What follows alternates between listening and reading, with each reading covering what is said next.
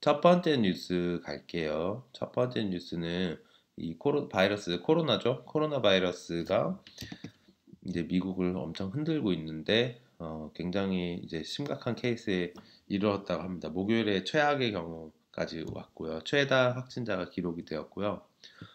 어, 이제 one of the worst 코로나 바이러스 판데믹이 이제 레코드가 됐고, 놀라운 거는 단 하루 싱글데이 확진자 개수가 21만 7천 명에 육박했다고 해요. 굉장한 숫자죠. 그리고 사망자 수도 27만 8천 명이었고요. 누적이죠, 이거는. 누적으로. 이 누적 사망자 수 27만 8천 명은 규모적으로 텍사스의 러벅시라던가 뉴저지의 저지시티 정도 되는 그 정도 규모의 숫자라고 얘기를 합니다. 굉장한 숫자고 우리가 시간이 지날수록 점점 얼마나 이 슬픔이 깊고 굉장한지를 망각을 하고 있다고 합니다. 그래서 좀 더 확진자가 마스크를 사람들이 안 쓰게 되고 확진자가 좀 더 늘어나는 게 아니냐 그렇게 얘기를 하는 것 같고요. 그리고 누가 도대체 이 바이러스에서 살아남을 수 있는가에 대한 정보들도 많이 집계가 되었는데요. 그만큼 확진자 수가 많다 보니까 좀 더 통계적으로 유리한 구석이 있습니다. 미국은 인구도 많고요. 그래서 거의 미국 국민의 한 45%가 겪고 있는 이 다이어베트, 하이퍼텐션 앤 오베시티. 그 다이어베트는 이제 당뇨고, 하이퍼텐션은 고혈압, 그리고 오베시티는 비만이죠. 이 세 가지 중에 하나 이상을 가지고 있어요. 45%가 이것도 굉장한 퍼센트인데, 두 명 중에 한 명은 뭐 당뇨나 고혈압이나 이 비만을 겪고 있어서 더 취약층에 해당된다고 그렇게 보고를 받고 있고요. 그리고 로어 인컴, 저임금자들이 모여 사는 곳 같은 경우에는 좀 더 바이러스에 대한 이 노출이 좀 심하다고 합니다. 왜냐하면은 밖에서 일하는 경우가 많기 때문에 그런 거고요. 그리고 불과 한 달 전만 해도 이 바이러스는 빅시리, 그러니까 예를 들면 뭐 뉴욕이나 디트로이트, 뉴올리언스 같은 그런 큰 시티에서만 일어나는 줄 알았는데 그게 아니더라는 걸 알았고, 이 바이러스는 뭐 국경 이런 거 따지지도 않고 뭐 멕시코 국경에 인접한 뭐 남서부 지역이라던가 뭐 북서부 쪽으로는 캐나다에 인접하죠. 뭐 추운 지역, 따뜻한 지역 가리지 않고 뭐 LA든 마이애미 같은 큰 도시라던가 지백이나 뭐 뎁스피스 카운티 같은 저도 처음 들어보는 그런 지역도 뭐 가리지 않고 코로나가 유행을 한다고 해요. 그리고 좀 전에 말씀드렸듯이 가난한 자가 좀 더 리스키하고, 인종적으로는 블랙, 뭐 라티노가 좀 더 코로나 노출 위험이 백인에 비하면 높다고 합니다. 그거는 뭐 이제 인종의 그런 특색이 아니고 이제 사회적으로나 그런 환경적인 요소 때문에 좀 더 걸리기 쉬운 위치에 있다고 하고요. 그리고 가난한 동네가 좀 훨씬 더 이 바이러스에 대한 노출 확률이 높다고 합니다. 얘들이 주로 밖에서 일을 하는 사람들이 많이 모여 살기 때문에 그런 일이 생기는 거고요. 또 재밌었던 거는 남자가 여자보다 훨씬 죽을 확률이 높다고 하네요. 코로나 바이러스에 걸리면. 저도 남자인데 여러분 남자 구독자분들 좀 조심해야 될 것 같아요. 숫자로 봤을 때는 13만 5천 명이 남자였고 사망자가, 그 여자는 11만 4천 명이었습니다. 뭐 이 13만 5천 명과 11만 4천 명은 그렇게 큰 차이는 아닌데 그래도 남자가 좀 더 죽는데 그 이유에 대해서는 뭐 일반적으로 뭐 담배도 술도 하니까 남자가 여자보다는 좀 건강을 덜 챙기지 않냐 이렇게 그냥 일반적으로 생각을 한 것 같고요. 근데 이게 꼭 정확하다고 얘기하기는 어려운 게 오히려 여자가 좀 더 남자보다 죽을 확률이 높았던 주도 있었어요. 대표적으로 커네티컷 주가 그랬고요. 커네티컷 주 가서 살아야겠다. 아, 진짜 위험하네요.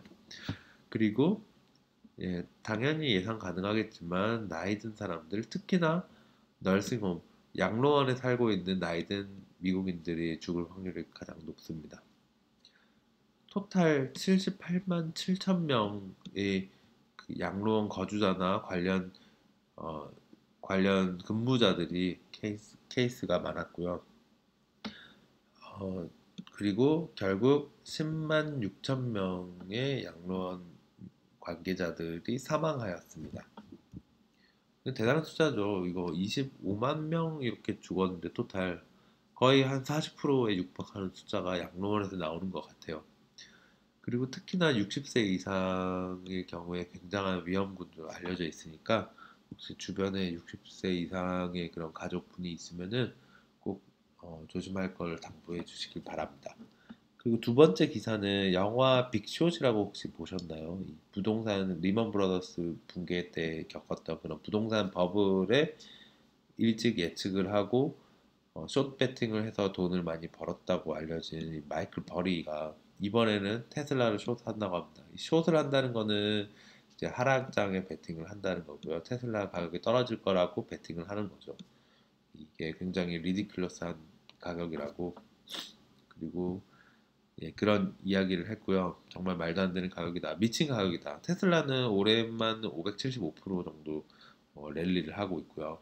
그리고 S&P 500에 최근에 합류를 하면서 좀 더 인기가 많아지고 있습니다. 근데 이제 버리는 이제 굉장히 이걸 비관적으로 보고 있어서 트위터에서 얘기하기를 일론 머스크는 지금을 즐겨야 된다. 굉장히 테이크 어드밴티지 해서 이 말도 안 되는 가격의 증가를 잘 이용을 해서 더 현금 확보를 해야 될 거다. Raise more cash. 어떻게? 어, 그래, 나는 테슬라를 숏할 건데 너한테 충고를 할게. 공짜 충고를 할게. 이 자식아. 너의 주식의 25%에서 50%를 더 발행을 해라. 지금과 같이 말도 안 되는 가격일 때. 이거는 물타기를 하자는 게 아니고 너는 아마도 어, 이 영속성을 완전히 굳힐 수 있을 것이다. 이 말도 안 되는 그런 옵션들을 만약에 누군가 사준다면 말이야 하하 하면서 어, 그 말도 안 되는 테슬라 거품을 팔아라 라고 조롱 섞인 말을 했어요.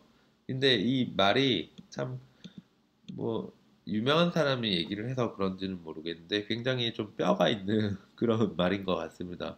결국은 앨런 머스크 입장에서는 이거를 얘 말을 듣고 뭐 추가 주식을 발행을 하게 되면 뭐 결국은 테슬라 가격이 떨어지는 뭐 악조건이니까 떨어지는 쪽으로 가까워져서 이 마이클 버리한테 유리한 쪽이 될 거고요. 좀 그리고 자존심도 많이 건드리는 만한 그런 내용들로 좀 얘기를 한 것 같아요. 과연 정말 이번에도 마이클 버리가 맞출 수 있을지. 다만 좀 약간 눈치 싸움 같은 게 이 기사에서는 마이클 버리가 얼마 정도의 규모로 숏 포지셔닝을 했다는지에 대해서는 나와 있지가 않았어요. 그래서 그건 뭐 기밀이라서 얘기를 안 한 건지 아니면 얼마 안 돼 갖고 그냥 지금은 물밑 작업하려고 간단하게 그냥 얘기만 하는 건지 그런 것들은 잘 모르겠습니다. 그래서 뭐 금액 같이 규모라던가 금액 숏 패팅 규모도 알려줬으면은 좀 더 좋았을 것 같은데 어쨌든 테슬라 주식이 굉장히 핫하고 많이 높아지는 건 맞지만 뭐 한편으로는 또 떨어질 수 있다 이렇게 생각하는 그런 주장이었고요. 뭐 그냥 참고만 하시면 될 것 같습니다. 예, 이상으로 마칠게요. 좋은 하루 되세요. 바이.